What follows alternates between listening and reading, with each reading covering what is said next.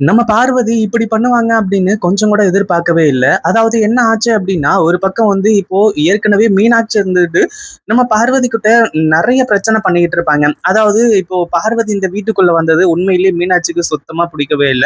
எப்படா வந்து பார்வதி இந்த வீட்ட விட்டு வெளிய போவாங்க அப்படிங்கிற மாரி தான் வந்து சொல்லி எதிர்பார்த்துட்டு இருந்தாங்க. அதுவும் இல்லாம பார்வதியால நெறைய பிரச்சனை வந்து உண்டாகுது. அதுவும் இல்லாம தன்னோட சொந்த அம்மாவே பார்வதிக்காக வந்து தன்ன அடிக்கிறாங்க அப்படிங்கிற மாரி வந்து சொல்லி பயங்கரமா வந்து கோவத்துல இருந்துட்டு இருந்தாங்க. ஆனா அதே சமயத்துல மீனாட்சி சொன்ன ஒரு வார்த்தைக்காக கடைசியில வந்து பார்வதி இப்படி பண்ணுவாங்க அப்படின்னு எதிர்பார்க்கவே இல்ல. அதாவது பார்வதிக்கு உண்மையிலேயே கொஞ்சம் கூட அறிவே இல்ல அப்படின்னு தான் சொல்லணும். ஆனா அதே சமயத்துல பார்வதி இப்படி பண்ண ஒரு காரியத்தினால அவங்களுக்கு சில நல்ல விஷயங்களும் நடக்க போகுது அப்படின்னே சொல்லலாம். ஆனா இதுல ரொம்ப வருத்தப்படுறது, ரொம்ப ஃபீல் பண்றது யாரு அப்படின்னா, நம்ம தர்மதுரையும் அடுத்ததா வந்து அவங்க அப்பா இருக்காரு இல்லையா? அவங்க 2 பேரும் தான் இப்போ பயங்கரமான ஒரு வருத்தத்துல இருந்துட்டு இருக்காங்க. அதாவது மத்தவங்களுக்காச்சும் கூட வந்து உண்மையிலேயே பார்வதி யாரு, என்ன ஏது அப்படிங்கிற விஷயம் தெரியாது. அதாவது அவங்க அம்மாவ பொறுத்தவரைக்கும், அதாவது சந்திராவ பொறுத்தவரைக்கும் கூட அந்த இடத்துல வந்து ஒரு சில விஷயங்கள் எல்லாமே கொஞ்சம் வந்து யோசிக்கக்கூடிய விஷயம் தான். அதாவது அவங்க நினைச்சிட்டு இருக்கிற பார்வதி வேற. அதாவது இங்க கூட்டிட்டு வந்து இன்ட்ரோடியூஸ் பண்ணி வச்சாங்க இல்லையா? ஆனா உண்மையிலேயே வந்து சாரதாவோட மக பார்வதி அப்படிங்கிற ஒரு விஷயம் தெரிய வந்துச்சு அப்படின்னா, கண்டிப்பா இப்போ வந்து காணாம போனவ காணாமயே போகட்டும். மறுபடியும் இந்த வீட்டுக்குள்ள வந்து வரவே கூடாது அவ அப்படிங்கிற மாரி தான் நெனைப்பாங்க.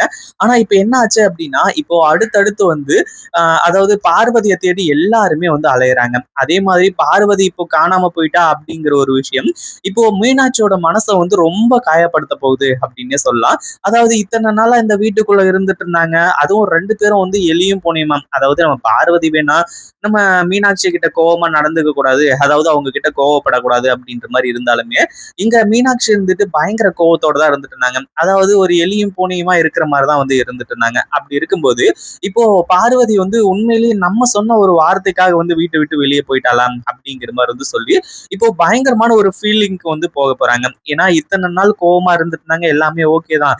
அதே மாதிரி அன்னைக்கு முன்னாடி நாள் நைட் நடந்த ஒரு விஷயம் இது. அதாவது பார்வதி கிட்ட மீனாட்சி இருந்துட்டு அதாவது மீனாட்சி வந்து மீனாட்சி கிட்ட வந்து கேட்குறாங்க. இந்த மாரி வந்து நான் என்ன பண்ணா என் மேல இருக்கிற கோவம் உங்களுக்கு போகும்? அப்படி இப்படிங்கிற மாரி வந்து சொல்லி தன்னை ஃப்ரெண்டா ஏத்துக்குவாங்க அப்படிங்கிற மாரி வந்து சொல்லி கேட்கும்போது, மீனாட்சி இருந்துட்டு, "நீ இந்த வீட்ட விட்டு வெளிய போ. அப்ப வேணா வந்து நான் உன்னை ஏத்துக்கிறேன்." அப்படிங்கிற மாரி வந்து சொல்லவும், கடைசியில வந்து மீனாட்சி சொல்ற ஒரு விஷயத்த வந்து புரிஞ்சுகிட்டு, பார்வதி இருந்துட்டு மீனாட்சிக்காக வந்து இந்த வீட்ட விட்டு வெளியேற நினைக்கிறாங்க. ஆனா கொஞ்சம் யோசிச்சு பார்த்திருக்கணும். தன்னை எதுக்காக இந்த வீட்டுக்குள்ள கூட்டிட்டு வந்தாங்க? ஏன் கூட்டிட்டு வந்தாங்க? அதுவும் இல்லாம நம்ம வெளிய போனா வந்து தர்மதுரையும், அடுத்தது அவங்க அப்பா 2 பேருமே வந்து எந்த அளவுக்கு கஷ்டப்படுவாங்க. அதாவது தன்னோட மாமா எந்த அளவுக்கு கஷ்டப்படுவாங்க. அப்படிங்கிற ஒரு விஷயத்த வந்து புரிஞ்சுட்டு இருந்தாங்க அப்படின்னா ரொம்ப நல்லா இருந்திருக்கும். ஆனா அது புரியாம வந்து இப்போ நம்ம பார்வதி இருந்துட்டு நேரா வெளிய கிளம்பி போயிட்டாங்க. ஒரு பக்கம் வீட்ல இருக்க யாருக்குமே பார்வதி எங்க போனாங்க? என்ன ஆனாங்க? அப்படிங்கிற எந்த ஒரு விஷயமும் தெரியல. ஒரு பக்கம் சந்திரா இருந்துட்டு வேக வேகமா ஓடி வந்து இந்த மாரி பார்வதி எங்கேயுமே காணோம். பார்வதி காணாம போயிட்டா அப்படிங்கிற மாரி வந்து சொல்லி தேடும்போது, கடைசியில பொட்டி படிக்கைலாம் எதுவுமே இல்ல. அதுக்கப்புறம் தான் வந்து ஆளுக்கு ஒரு பக்கமா போய் தேடுறாங்க. நம்ம சந்திராவும், அதுக்கப்புறம் வந்து கடையில வேலை செய்வான் இல்லையா? அவங்க 2 பேரும் வந்து போய் தேடுறாங்க. அதே மாதிரி வந்து இப்போ நம்ம தர்மதுரையும், அவங்க அப்பாவும் ஒரு பக்கம் தேடிட்டு இருக்காங்க. அதுக்கப்புறம் தான் வந்து பார்வதி எங்க போறது? என்ன பண்றது? ஏன்னா அவங்களுக்கு வந்து அடுத்ததா போறதுக்கு எந்த ஒரு இடமுமே இல்ல. அவங்க எங்க போறாங்க? என்ன பண்றாங்கன்னு ஒண்ணுமே புரியாம தான் இருந்துட்டு இருக்காங்க.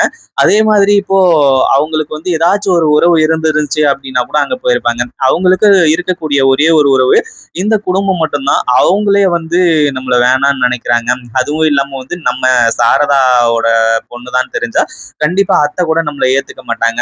இதுக்கப்புறம் நம்ம உயிரோட இருந்து என்ன பிரயோஜனம்? அப்படின்ற மாரி சொல்லி, ஒரு கோவிலோட குளத்துக்கு பக்கத்துல வந்து உட்கார்ந்து யோசிச்சுக்கிட்டு இருக்காங்க. இதுக்கு மேலயும் நம்ம உயிரோட இருக்கிறதுல எந்த ஒரு அர்த்தமும் கிடையாது.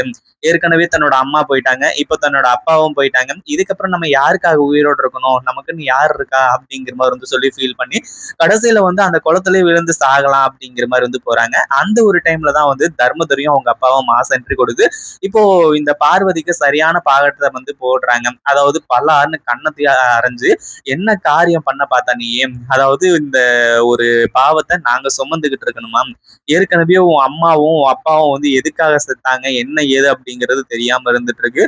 அதே மாதிரி இப்போ அதாவது உன்னை வந்து இந்த வீட்டுக்கு நாங்க எதுக்காக கூட்டிட்டு வந்தோம்? உன்னை நல்லபடியா வந்து வாழ வைப்போம். அதே மாதிரி வந்து நல்ல இடத்துல கல்யாணம் பண்ணி கொடுப்போம் அப்படிங்கிற மாதிரி சொல்லிதானே எங்களை நம்பி வந்துட்டு நாங்க எதுவுமே பண்ண மாட்டோம், எங்களால எதுவுமே பண்ண முடியாது அப்படிங்கிற மாதிரி சொல்லி நினைச்சு நீ இப்படி தற்கொலை பண்ணிக்கலான்னு போறியா அப்படிங்கிற மாதிரி சொல்லி பயங்கர கோவத்தோட கேக்குறாங்க.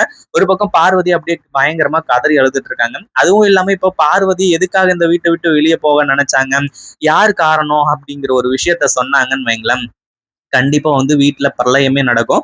அதாவது மீனாட்சிய போட்டு அடி அடின்னு அடிச்சு வெளுத்து கட்டுவாங்க. ஏன்னா மீனாட்சி சொன்ன ஒரு வார்த்தையாலதான் பார்வதி மனசொடைஞ்சு போய் வெளியே வந்தாங்க.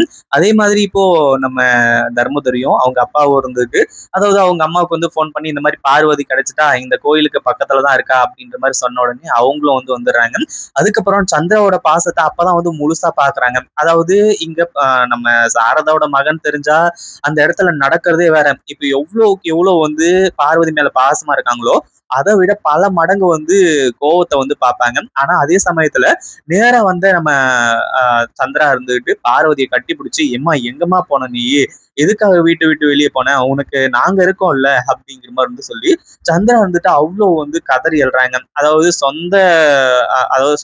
சொந்தக்கார பொண்ணுதான், அதாவது தன்னோட சொந்த தோழியோட பொண்ணு அப்படி இருந்தாலுமே கூட அந்த ஒரு விஷயம் தெரியாது.